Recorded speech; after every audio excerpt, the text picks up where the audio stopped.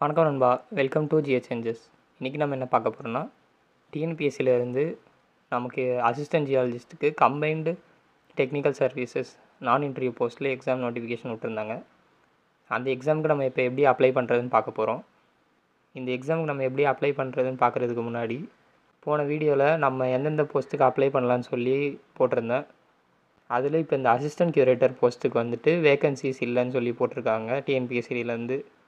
So அது இந்த add அண்டமில் check பண்ணிக்கோங்க. 30ஆம் தேதிக்கு முன்னாடி நீங்கள் அப்ளை பண்ணியிருந்தீங்கன்னா அந்த போஸ்ட் வந்து காமிச்சிருக்கும். இப்போனா அந்த போஸ்ட் வந்து ரிமூவ் பண்ணிட்டாங்க வேகன்சி இல்லைன்றதால. அப்போ 30ஆம் தேதிக்கு முன்னாடி நீங்கள் அப்ளை பண்ணியிருந்தீங்கன்னா உங்கள் அப்ளிகேஷனை போய் எடிட் பண்ணுங்கள். எடிட் பண்ணும்போது அதிலே வந்து அந்த போஸ்ட் வந்து ரிமூவ் ஆகிருக்கும். நீங்கள் எடிட் பண்ணிவிட்டு அந்த அப்ளிகேஷனை ப்ரிவ்யூ பார்க்கும்போது தெரியும் உங்களுக்கு அந்த போஸ்ட் வந்து ஷோ ஆகாது, அது ரிமூவ் பண்ணியிருப்பாங்க. அதே மாதிரி அப்ளை பண்ணுறதுக்கு முன்னாடி இந்த எல்லாமே உங்கள்கிட்ட இருக்கான்னு பார்த்துக்கோங்க. ஃபோட்டோ வந்து ஒயிட் பேக்ரவுண்டில் இருக்கணும். இந்த கீழே இருக்க மாதிரி இருக்குல்ல, நேமும் டேட்டும் வந்து என்றைக்கு எடுத்த மாதிரி சொல்லி போட்டிருக்கோம். அந்த மாதிரி உங்கள் ஃபோட்டோவை எடிட் பண்ணி வச்சுக்கோங்க. ஃபைல் நேம் வந்து photograph.jpgன்னு இருக்கணும். சைஸ் வந்து பார்த்திங்கன்னா 20 கேபிலேருந்து 50 கேபிக்குள்ளே இருக்கணும். ரெண்டாவது சிக்னேச்சர் வந்து பார்த்திங்கன்னா 6 சென்டிமீட்டர், அதுக்கப்புறம் 2 சென்டிமீட்டரில் ஒரு ரெக்டாங்கிள் பாக்ஸ் மாதிரி வரைஞ்சிட்டு அது உள்ளே போட்டுட்டு அந்த சிக்னேச்சரை க்ராப் பண்ணி வச்சுக்கோங்க. அதோட சைஸ் வந்து எவ்வளோ இருக்கணும்னா 10 கேபி டு 20 கேபிக்குள்ளே இருக்கணும். அதோட ஃபைல் நேம் வந்து signature.jpg அந்த ஃபார்மேட்டில் இருக்கணும். ஸோ ஃபோட்டோவும் சிக்னேச்சரும் வந்து ஜேபிஜி ஃபார்மேட்டில் இருக்கணும். இது ரெண்டுத்தை எப்படி எடிட் பண்ணுறதுன்னு சொல்லிவிட்டு யூடியூப்பில் நிறைய வீடியோஸ் போட்டிருப்பாங்க, அதில் போய் ஏதாவது ஒன்று செக் பண்ணிக்கோங்க. நெக்ஸ்ட் வந்துட்டு பிடிஎஃப் ஃபைல்ஸ்லாம் வந்து 200 கேபிக்குள்ளே இருக்கணும். இந்த எக்ஸாமுக்கு அப்ளை பண்ணுறதுக்கு நமக்கு என்னென்ன டாக்குமெண்ட்ஸ்லாம் பிடிஎஃப் ஃபார்மேட்டில் தேவைப்படும்னா, community certificate, 10th mark sheet, 12th mark sheet, BSc வந்து ப்ரொவிஷ்னல் சர்டிஃபிகேட், அப்படி இல்லைனா கன்சாலிடேட்டட் மார்க் லிஸ்ட்டு, அப்படி இல்லைனா டிகிரி சர்டிஃபிகேட். இந்த 3 ஏதாவது ஒன்று இருந்தால் போதும். அதே மாதிரி தான் எம்எஸ்சிக்கும் ப்ரொவிஷ்னல் சர்டிஃபிகேட், அப்படி இல்லைனா கன்சாலிடேட்டட் மார்க் லிஸ்ட், அப்படி இல்லைனா டிகிரி சர்டிஃபிகேட். இந்த 3ல் ஏதாவது ஒன்று இருந்தால் போதும். இது எல்லாத்தையும் டாக்குமெண்ட்டாக ஸ்கேன் பண்ணி வச்சுக்கோங்க. அந்த டாக்குமெண்ட் வந்து 200 கேபிக்குள்ளே இருக்கணும். அதுக்கு யூடியூப்பில் ஆல்ரெடி வீடியோஸ் போட்டிருப்பாங்க, அதை பார்த்துக்கோங்க. ஸோ இப்போ இந்த எக்ஸாமுக்கு எப்படி அப்ளை பண்ணலான்னு பார்க்கலாம். இதுக்கு வந்து நம்ம ஃபோன்லேயே அப்ளை பண்ணிக்கலாம். என்ன ஒன்றா நீங்கள் குரோமில் போயிட்டு டிஎன்பிஎஸ்சின்னு சர்ச் பண்ணிங்கன்னா இந்த பேஜ் ஓப்பன் ஆகும். இதில் வந்துட்டு நீங்கள் டெஸ்க்டாப் சைட் வந்து ஆன் பண்ணி வச்சுக்கோங்க. ஆன் பண்ணி வச்சுட்டு அப்ளை ஆன்லைன் இருக்குது பாருங்கள், அதை கிளிக் பண்ணிக்கோங்க. ஓகே கொடுத்துருங்க. மேலே இங்கிலீஷ் வேணுன்னா இங்கிலீஷ் மாற்றிக்கோங்க. இதையும் வந்து டெஸ்க்டாப் சைட் கொடுத்து ஆன் பண்ணி வச்சுக்கோங்க. அதுக்கடுத்து அப்ளை நவ்வுன்னு அங்கே இருக்குது பாருங்கள் 4வது, அதை வந்து கிளிக் பண்ணிக்கோங்க. கிளிக் பண்ணிங்கன்னா அங்கே அந்த நோட்டிஃபிகேஷன் நம்பர், போஸ்ட் நேம் வந்து பாருங்கள் கம்பைன்டு டெக்னிக்கல் சர்வீசஸ் எக்ஸாமினேஷன் கொடுத்துருக்காங்க. Application start date, end date, payment last date என்றைக்கு, அதெல்லாம் கொடுத்துருக்காங்க. இதில் இந்த அப்ளை நவ்வுன்னு இருக்குது பாருங்கள், அதை கிளிக் பண்ணிக்கோங்க. அதை கிளிக் பண்ணிங்கன்னா இங்கே உங்கள் லாகின் ஐடி, பாஸ்வேர்ட் கேட்கும். நீங்கள் ஆல்ரெடி டிஎன்பிஎஸ்சியில் எக்ஸாம்ஸ்லாம் அப்ளை பண்ணி எழுதிருக்கீங்கன்னா இங்கே வந்து அந்த லாகின் ஐடி கொடுத்து பாஸ்வேர்ட் கொடுத்து லாகின் பண்ணிக்கோங்க. அப்படி இல்லை இதான் ஃபஸ்ட் டைம்னா உங்களுக்கு வந்து ஒன் டைம் ரிஜிஸ்ட்ரேஷன் ஒரு இது இருக்கும். ஸோ ஒன் டைம் ரிஜிஸ்ட்ரேஷன் பண்ணாதவங்க அதுக்கு யூடியூப்பில் வீடியோஸ் போட்டிருப்பாங்க ஒன் டைம் ரிஜிஸ்ட்ரேஷன் எப்படி பண்ணுறதுன்னு. அதை பண்ணிவிட்டு அப்புறமேட்டு நீங்கள் இங்கே வந்து உங்களோட லாகின் ஐடி பாஸ்வேர்ட் கொடுத்து சப்மிட் கொடுத்துக்கோங்க. ஸோ உங்களோட லாகின் ஐடி பாஸ்வேர்ட் போட்ட அப்புறம் அந்த கீழே இருக்க கேப்சா வந்து ஆட் பண்ணி போட்டுக்கோங்க. அப்புறம் சப்மிட் கொடுத்துருங்க. ஸோ நம்ம அப்ளை நவ்வுன்னு கொடுத்த பிறகு இந்த மாதிரி தான் பேஜ் ஓப்பன் ஆகும். நான் இங்கே ஆல்ரெடி அப்ளை பண்ணி வச்சுருக்கேன், அதனால் எனக்கு வந்துட்டு இங்கே இந்த மாதிரி காமிக்குது. நீங்கள் அப்ளை பண்ணாமல் இருந்தீங்கன்னா இங்கே கீழே உங்கள் சென்டரில் கிளிக் ஹியர் டு அப்ளைன்னு இருக்கும் க்ரீன் கலர் பாக்ஸில். அதை கொடுத்தீங்கன்னா உங்களுக்கு அடுத்த அப்ளிகேஷன் ஃபில் பண்ணுற ப்ராசஸ் உள்ள போகும். நீங்கள் அங்கே க்ரீன் கலர் பாக்ஸில் அப்ளைன்னு கொடுத்த பிறகு இந்த மாதிரி தான் பேஜ் ஓப்பன் ஆகும். இதில் இந்த 13 ஸ்டெப் இருக்குது. ஒரு ஸ்டெப்பாக பார்க்கலாம். ஃபஸ்ட்டு ரெக்யூர்மெண்ட் டீட்டெயில்ஸ் நீங்கள் கண்டினியூ கொடுத்தீங்கன்னா நெக்ஸ்ட் பேஜுக்கு போகும். ஸோ இதில் வந்து name of the post, notification date, last date for submission of application, date of examination அதெல்லாம் கொடுத்துருக்காங்க, பார்த்துக்கோங்க. இதில் இந்த I have read all instruction அது கொடுத்துட்டு சேவ் அண்ட் கண்டினியூ கொடுத்துருங்க. நெக்ஸ்ட் வந்து உங்களோட ஃபோட்டோ நீங்கள் அப்லோட் பண்ணுற மாதிரி இருக்கும். ஸோ அந்த ஃபோட்டோவுக்கு சூஸ் ஃபோட்டோ கொடுத்துட்டு ஃபோட்டோ சூஸ் பண்ண பிறகு ஃபோட்டோவில் இருக்க டேட்டா வந்து இதில் டைப் பண்ணிக்க சொல்கிறாங்க. அதை இது பண்ணிக்கோங்க. 2024 ஜூலை மந்த்து 28th டேட் அது கொடுத்துட்டு சேவ் ஃபோட்டோ கொடுத்துருங்க. இந்த ஃபோட்டோ அப்லோட சக்ஸஸ்ஃபுல்லி இருக்கும், அப்படின்னா தான் வந்து உங்கள் ஃபோட்டோ அப்லோட் ஆகிடுச்சுன்னு அர்த்தம். அதே மாதிரி சூஸ் சிக்னேச்சர் கொடுங்க. இங்கே ஆல்ரெடி அப்ளை பண்ணி வச்சுருக்கதால எனக்கு வந்து அங்கே காமிக்குது. ஆனால் நீங்கள் இது பண்ணும்போது அங்கே blank-ஆ தான் இருக்கும். அப்புறம் சேவ் சிக்னேச்சர் கொடுத்துருங்க. செலக்ட் பண்ண பிறகு சிக்னேச்சர் அப்லோடு சக்ஸஸ்ஃபுல்லி வந்துருச்சு பாருங்கள். ஸோ சிக்னேச்சர் அப்லோட் பண்ணிட்டு கீழே இருக்க உங்களோட டீட்டெயில்ஸ்லாம் கரெக்டாக இருக்கா பார்த்துக்கோங்க. பார்த்து அப்படின்னு ஃபார் வெரிஃபிகேஷன் பர்பஸ் இருக்குது பாருங்கள். அங்கே வந்து உங்களோட டீட்டெயில்ஸ்லாம் நீங்கள் என்ட்ரு பண்ணுற மாதிரி இருக்கும். நான் என்ட்ரு பண்ணிடுறேன் இருங்க. ஸோ நான் எல்லா டீட்டெயில்ஸையும் என்ட்ரு பண்ணிட்டேன். என்ட்ரு பண்ண வரைக்கும் எல்லா பாக்ஸுமே க்ரீன் கலரில் மாறிடும். அதுக்கப்புறமேட்டு I certify that all the above details அதை வந்து டிக் கொடுத்துட்டு சேவ் அண்ட் ப்ரொசீட் கொடுத்துருங்க. நெக்ஸ்ட் வந்து உங்களோட கம்யூனிகேஷன் அட்ரஸ் பர்மனெண்ட் அட்ரஸ்லாம் கரெக்டாக இருக்கான்னு பார்க்க சொல்லுவாங்க. கரெக்டாக இருக்கா பார்த்துக்கோங்க. ஒருவேளை நீங்கள் வந்து அட்ரஸ் மாற்றிருக்கீங்கன்னா எடிட் இன் ஓடிஆர் ஆப்ஷன் இருக்குது பாருங்கள். அந்த ஆப்ஷன் கொடுத்துட்டு அது கம்யூனிகேஷன் அட்ரஸ் மாற்றிருக்கீங்களா பர்மனெண்ட் அட்ரஸ் மாற்றிருக்கீங்களான்னு சொல்லிட்டு அந்த அட்ரஸை சேஞ்ச் பண்ணிவிட்டு இங்கே வந்துட்டு ஐ சர்டிஃபை தட் அந்த பாக்ஸில் டிக் கொடுத்துட்டு சேவ் அண்ட் கண்டினியூ கொடுத்துக்கோங்க. Next name of the examination இதில் வந்து நம்மளோட சப்ஜெக்ட் பேப்பரை வந்து நம்ம செலக்ட் பண்ணுற மாதிரி இருக்கும். இதில் நான் ஆல்ரெடி செலக்ட் பண்ணி வச்சுருக்கேன். Geology degree standard subject code வந்து 394. அதுக்கப்புறமேட்டு geology PG degree standard subject code வந்து 395. இது ரெண்டுத்தையும் செலக்ட் பண்ணிக்கோங்க. செலக்ட் பண்ணிவிட்டு கீழே அந்த ஐ சர்டிஃபை தட் அந்த பாக்ஸை டிக் பண்ணிவிட்டு சேவ் அண்ட் கண்டினியூ கொடுத்துருங்க. சேவ் அண்ட் கண்டினியூ கொடுத்த பிறகு உங்களுக்கு இந்த பேஜ் ஓப்பன் ஆகும். எந்தெந்த போஸ்ட்டு நம்ம அப்ளை பண்ணலான்னு சொல்லிட்டு காமிக்கும். ஸோ இதில் ஃபஸ்ட் இருக்க போஸ்ட் வந்து நீங்கள் பாட்னி படித்து ஜியாலஜி வந்து அலைடில் எடுத்திருந்தீங்கன்னா அங்கே அப்ளை பண்ணிக்கலாம். அப்படின்னா ஜியாலஜி படிச்சுட்டு பாட்னி கெமிஸ்ட்ரி ஜுவாலஜி அந்த சப்ஜெக்ட்லாம் அலைட் எடுத்திருந்தீங்க ஃபஸ்ட் இருக்க போஸ்ட் அப்ளை பண்ணிக்கோங்க. ஸோ நான் வந்து அந்த சப்ஜெக்ட்லாம் அலைட் எடுத்து படிக்கல, அதனால் மீதி இருக்க போஸ்ட்லாம் அப்ளை பண்ணிக்கிறேன். அதுக்கப்புறமேட்டு ஐ சர்டிஃபை தட் அந்த பாக்ஸ் டிக் கொடுத்துட்டு சேவ் அண்ட் கண்டினியூ கொடுத்துருங்க. ஸோ அடுத்து இந்த மாதிரி ஒரு பேஜ் ஓப்பன் ஆகும். ஸ்பெஷல் கேட்டகரி சர்டிஃபிகேட் டீட்டெயில்ஸ்னு இதில் வந்து டிஃப்ரெண்ட்லி ஏபிள்டான்னு கேட்டிருக்காங்க. அது வந்து ஆம்னா ஆம் கொடுத்துக்கோங்க, இல்லைன்னா இல்லைன்னு கொடுத்துக்கோங்க. அப்புறம் தமிழ் எக்ஸாம்லேருந்து நமக்கு வந்து எக்ஸெப்ஷன் இருக்கான்னு கேட்டிருக்காங்க. அதுக்கு வந்து ஆம்னா ஆம் கொடுத்துக்கோங்க, இல்லைன்னா இல்லைன்னு கொடுத்துக்கோங்க.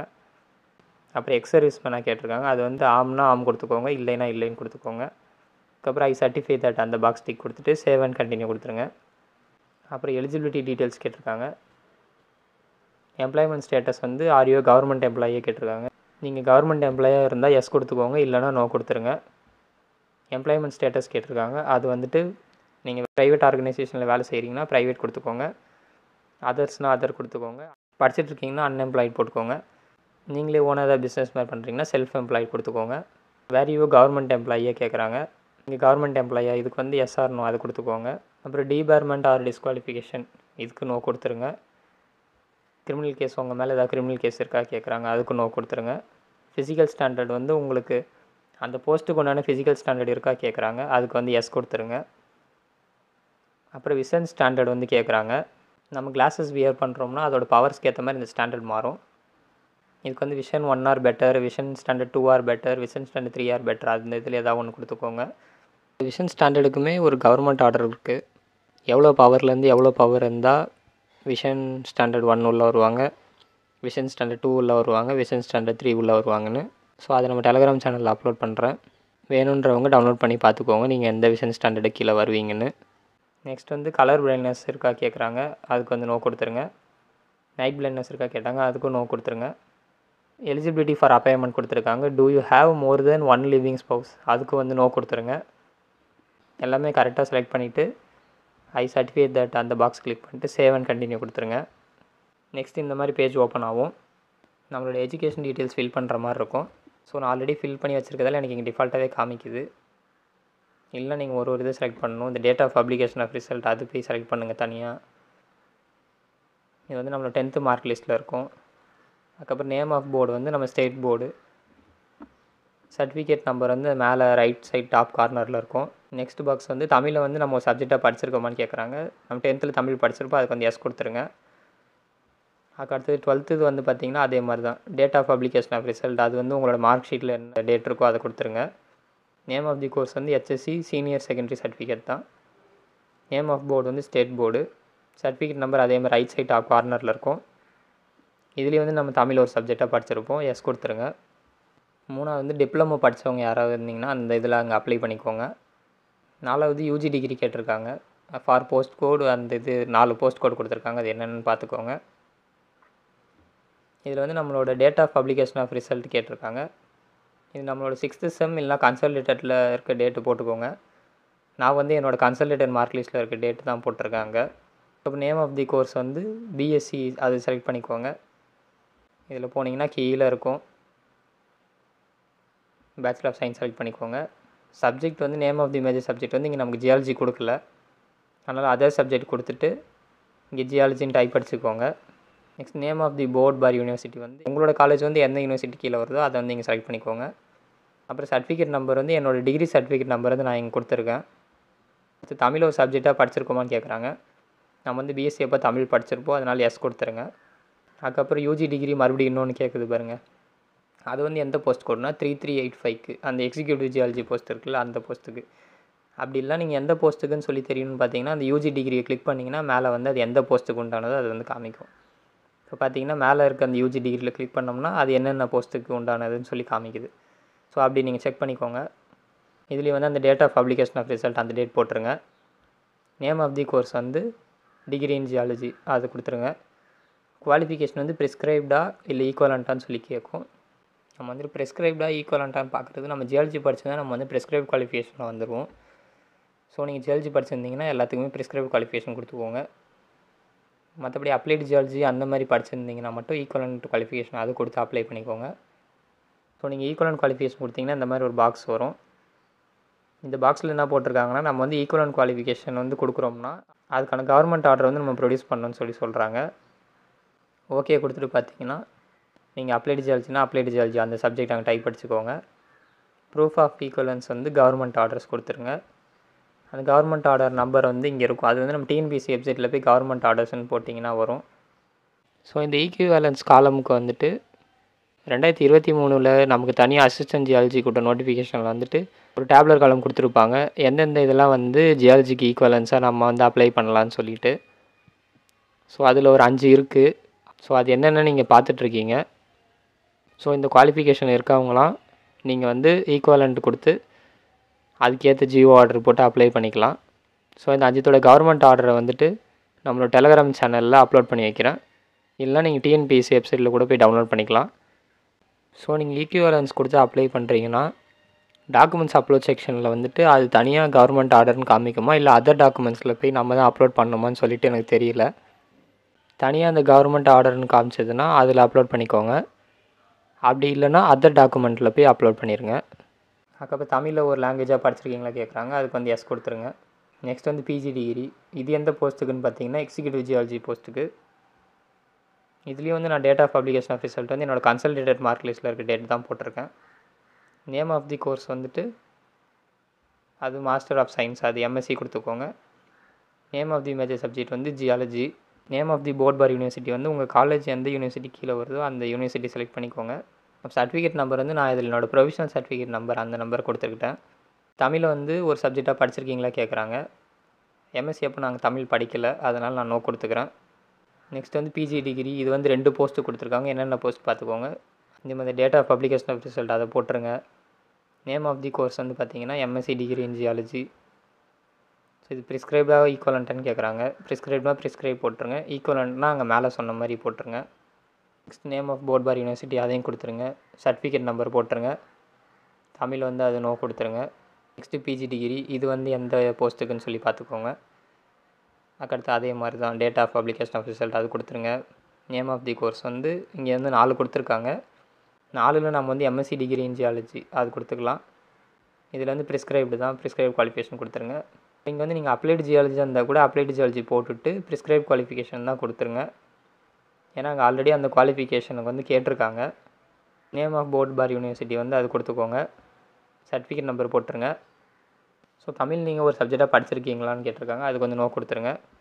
நெக்ஸ்ட்டு வந்து பிஜி டிகிரி இன்னொன்று கொடுத்துருக்காங்க, அதுக்கு வந்து என்ன போஸ்ட்டு பார்த்துக்கோங்க. Date of publication of result போட்டுருங்க. நேம் ஆஃப் தி கோர்ஸ் வந்துட்டு masters or honours degree in geology. Qualification வந்து ப்ரிஸ்கிரைப்டு தான், நீங்கள் ஈக்குவலண்ட்னா அது அந்த மாதிரி கொடுத்து கவர்மெண்ட் ஆர்டர் நம்பர் டேட்லாம் போட்டுக்கோங்க. Name of board bar university அதையும் கொடுத்துருங்க. சர்டிஃபிகேட் நம்பர் வந்து போட்டுருங்க. இதுலேயே தமிழ் வந்து படிச்சிருக்கீங்களா கேட்குறாங்க ஒரு சப்ஜெக்டாக, அது வந்து நோ கொடுத்துருங்க. ஸோ நெக்ஸ்ட்டு ஐபிஜின்னு கொடுத்துருக்காங்க. இது வந்து என்னென்னா இன்டெகிரேட்டட் பிஜி டிகிரி. ஸோ இன்டெகிரேட்டடாக எம்எஸ்சி வந்து 5 இயர்ஸ் படிச்சிருப்பாங்கள்ல, அவங்களாம் வந்து நீங்கள் இந்த காலம்ஸில் அப்ளை பண்ணிக்கலாம். ஸோ நெக்ஸ்ட் எம்ஃபில் பிஹெச்டி, நீங்கள் அதில் இருந்தால் என்ட்ரு பண்ணிக்கோங்க டீட்டெயில்ஸை. என்ட்ரு பண்ணிவிட்டு எல்லாத்தையும் ஒரு தடவை செக் பண்ணிக்கோங்க, எல்லா டீட்டெயில்ஸும் கரெக்டாக இருக்கா என்னன்னு சொல்லிவிட்டு ஐ சர்டிஃபை தட் அந்த காலம் கொடுத்து சேவ் அண்ட் கண்டினியூ கொடுத்துருங்க. ஸோ இங்கே வந்து நீங்கள் எல்லா டீட்டெயில்ஸும் கரெக்டாக என்ட்ரு பண்ணியிருக்கீங்களான்னு சொல்லி கேட்குறாங்க. இல்லைனா வந்து உங்களோட அப்ளிகேஷன் ரிஜெக்ட் ஆகிடுன்ற மாதிரி போட்டிருக்காங்க. ஸோ நீங்கள் கரெக்டாக செக் பண்ணிவிட்டு இது பண்ணிக்கோங்க. நெக்ஸ்ட் எக்ஸ்பீரியன்ஸ் டீட்டெயில்ஸ் கேட்டிருக்காங்க.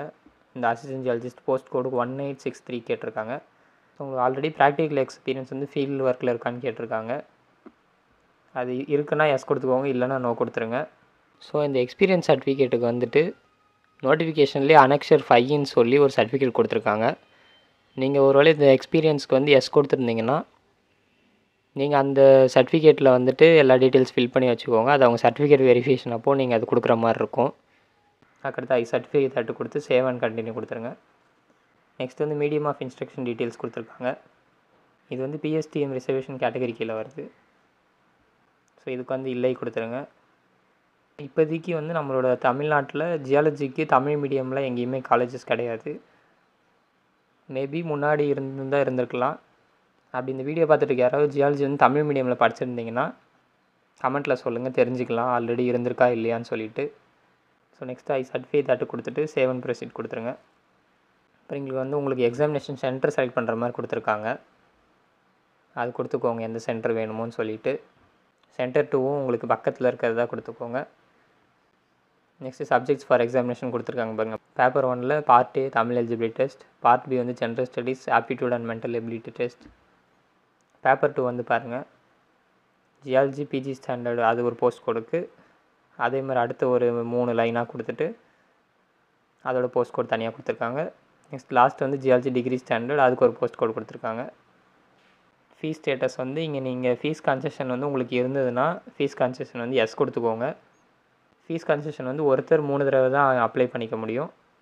ஸோ எனக்கு வந்து ஃபீஸ் கன்செஷன் இருக்குது, அதனால் நான் வந்து அப்ளை பண்ணிக்கிறேன். இதே நீங்கள் எஸ்சியாக இருந்தீங்கன்னா உங்களுக்கு வந்து ஃபீஸ் கன்செஷன் நீங்கள் வந்து ஃபீஸ் எதுவும் இது பண்ண தேவையில்லை. பிசி எம்பிசி அந்த மாதிரி இருக்க கேட்டகிரிஸ் வந்துட்டு ஃபீஸ் கன்செஷன் இருந்தால் எஸ் கொடுங்க, இல்லைனா வந்து அங்கே ஃபீஸ் வந்து நீட் டு பேன்னு வந்து காமிக்கும். ஸோ அவங்க ஃபீஸ் பே பண்ணுற மாதிரி இருக்கும். நெக்ஸ்ட் சர்டிஃபிகேட் தட் அந்த பாக்ஸ் கொடுத்துக்கோங்க. சேவ் அண்ட் கண்டினியூ கொடுத்துருங்க. அதுக்கப்புறம் நம்ம டாக்குமெண்ட் டீட்டெயில்ஸுக்கு வந்துடும். டாக்குமெண்ட் அப்லோட் பண்ணுற அந்த பேஜுக்கு வந்துடும். ஸோ இதில் நான் ஆல்ரெடி டாக்குமெண்ட்ஸ்லாம் அப்லோட் பண்ணி வச்சுருக்கேன். இப்போ நீங்கள் எப்படி அப்லோட் பண்ணணுன்னா சூஸ் ஃபைல் கொடுங்க. சூஸ் ஃபைல் கொடுத்துட்டு அந்த டாக்குமெண்ட்டை வந்து செலக்ட் பண்ணிக்கோங்க. செலக்ட் பண்ணிவிட்டு அப்புறமேட்டு டைப் இருக்குது பாருங்கள், டைப்பில் வந்துட்டு சர்டிஃபிகேட் கொடுத்துருங்க. சர்டிஃபிகேட் கொடுத்து அப்லோட் கொடுத்துட்டிங்கன்னா உங்களோட சர்டிஃபிகேட் வந்து அப்லோட் ஆயிரும். டாக்குமெண்ட் அப்லோடர் மேலே காமிக்கும். அப்படின்னா உங்களோட சர்டிஃபிகேட் வந்து அப்லோட் ஆயிடுச்சுன்னு அர்த்தம்.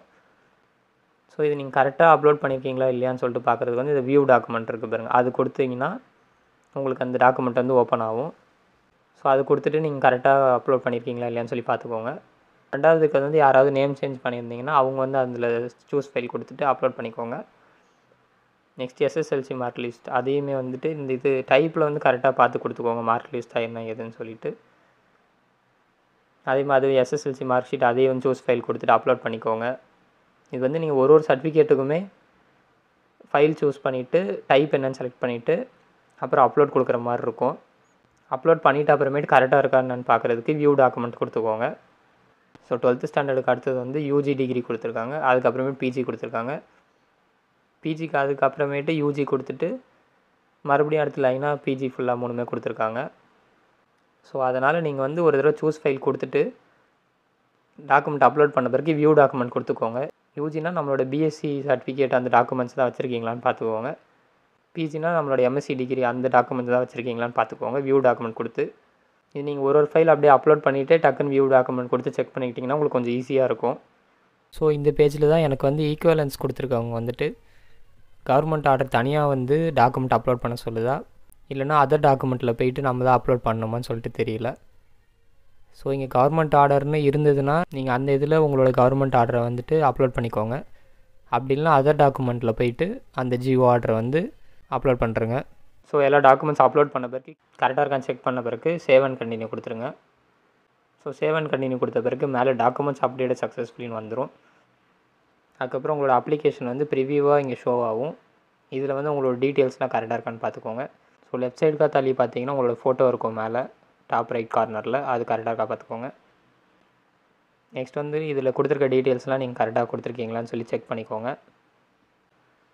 கரெக்டாக இருக்கான்னு செக் பண்ணிவிட்டு எக்ஸாம் ஃபீ பேமெண்ட் கேட்டகரி இருக்குது பாருங்கள், அங்கே வந்து நீங்கள் ஃபீஸ் கட்டணுன்னா நீட் டு பேன்னு காமிக்கும். ஸோ இந்த ப்ரிவியூலாம் கரெக்டாக இருக்கான்னு செக் பண்ணிட்டு உங்களுக்கு வந்து பேமெண்ட் அந்த போர்ட்டல் உள்ள போகும். நான் ஃபீஸ் கன்செஷன் கொடுத்துருக்கதால எனக்கு அதில் போகாது, அது மட்டும் நீங்கள் பார்த்துக்கோங்க. ஸோ இந்த டிக்ளரேஷனில் வந்து என்னென்ன கொடுத்துருக்காங்கன்னு படிச்சுட்டு நீங்கள் டிக் கொடுத்துக்கோங்க. ஸோ எல்லா பாக்ஸஸும் டிக் கொடுத்துட்டு ஐ கன்ஃபார்ம் தி அபவ் அது டிக் கொடுத்துருங்க. ஸோ நீங்கள் கொடுத்துருக்க டீட்டெயில்ஸ் எல்லாமே கரெக்டு தானேன்னு சொல்லி கேட்குறாங்க. ஸோ அதனால் எல்லாத்தையும் கரெக்டாக செக் பண்ணிட்டு ஐ கன்ஃபார்ம் தி அபவ் கொடுங்க. அப்புறம் எஸ்ஐ அக்ரி டு ப்ரொசீட் கொடுத்துருங்க.